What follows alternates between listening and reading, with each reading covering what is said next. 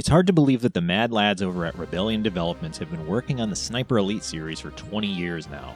While the franchise started as a somewhat serious sniping simulator, it has evolved into a kitschy and sometimes janky series where the highlight of each installment is getting to snipe Hitler's balls off. Rebellion understands the undeniable joy of killing Nazis and has never let anyone stop them from crafting newer ways to do so.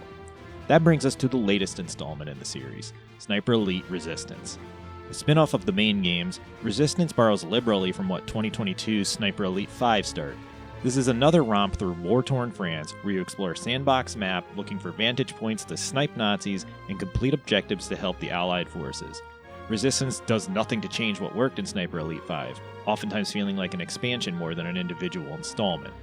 That's fun and all, but there is ultimately something lacking about this latest stab by Rebellion that holds Resistance back from greatness.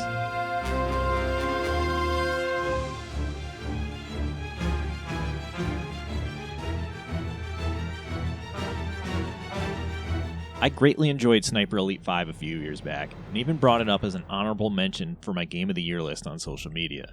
I felt the game had a bit too many rough edges around it, but its excellent co-op mode, interesting invasion system, and overall dense level design made it feel like an expansion of what the newer Hitman games were doing.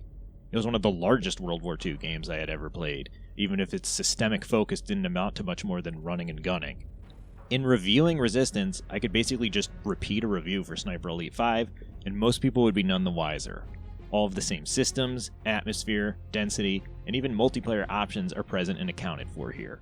For the first few levels, Resistance does feel like a proper sequel, with the perspective shifting to new character Harry Hawkins as he helps the French resistance take back their homes.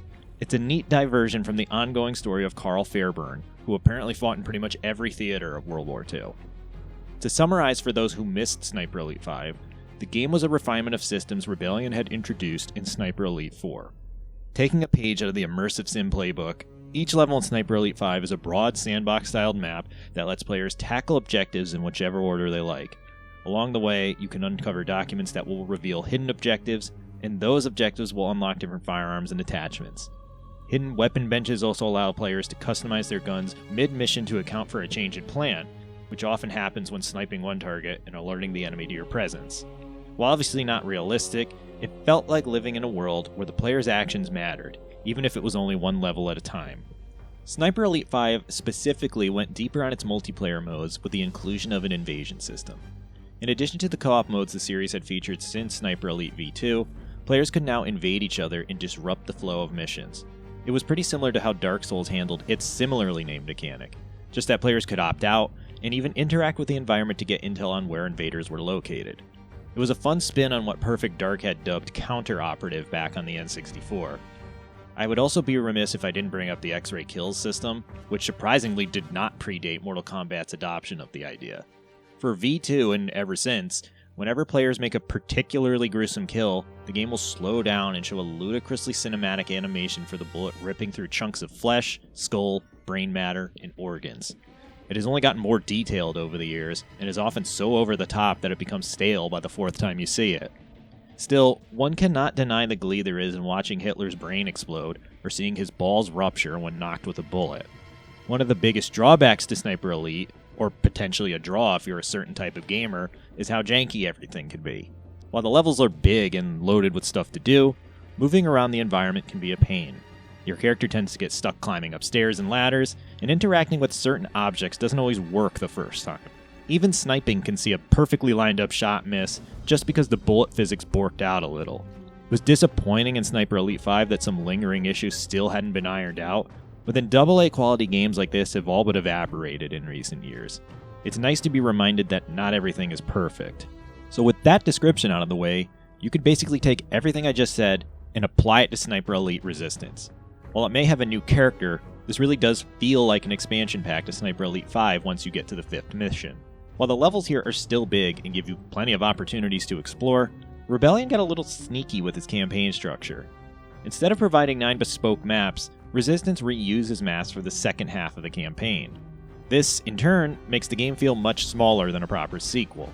In an effort to combat this, a new collectible called Propaganda Posters is introduced, which unlocks separate missions outside of the campaign, expanding upon the survival mode that each Sniper Elite has had, These propaganda missions task players with fighting a set number of enemies in a small arena with a small time limit and often weapon stipulations. It's fine, I suppose. The way Sniper Elite controls doesn't really lend itself well to challenge runs like this, and once you try a single mission, you're likely to bounce off the idea completely. That also continues into the PvP multiplayer, which is just more the same from Sniper Elite 5. I can understand why people might gravitate towards a competitive version of Sniper Elite, but I feel the invasion mode functions better than a full-scale deathmatch mode does. The maps are far too large for the 16-player limit, and when you're going up against players that have spent a considerable amount of time navigating these battlefields, you often don't even catch a glimpse of them before they snipe your brains out.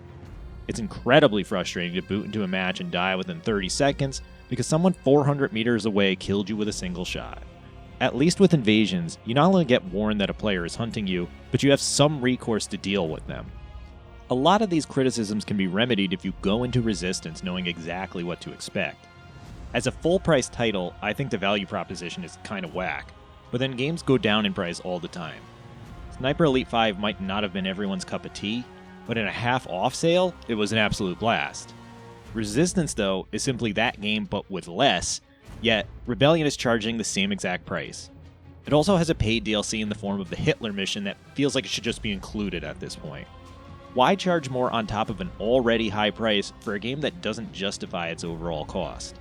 Still, I played Sniper Elite Resistance via Game Pass, and that's what I expect most people will be doing.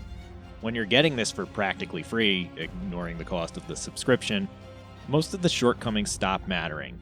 The game feel is still like Sniper Elite 5, jank and all, so there's not much to truly complain about. The co-op mode is great, it's always a blast to snipe Nazis, and the depth of these levels is still staggering. It really is the lack of innovation that holds this title back. I was really surprised at how good Sniper Elite 5 turned out to be, but when I finished the campaign in Resistance, I didn't feel much of anything. Not every series needs to reinvent the wheel each time, but I guess I expected something more from this. I can't quite put my finger on what that would be, but my hope is that Rebellion uses this spin-off as a way to truly refine whatever Sniper Elite 6 winds up being. Killing Nazis is a pastime that will never fall out of style, but the series should continue to push the boundaries before it becomes a walking punchline.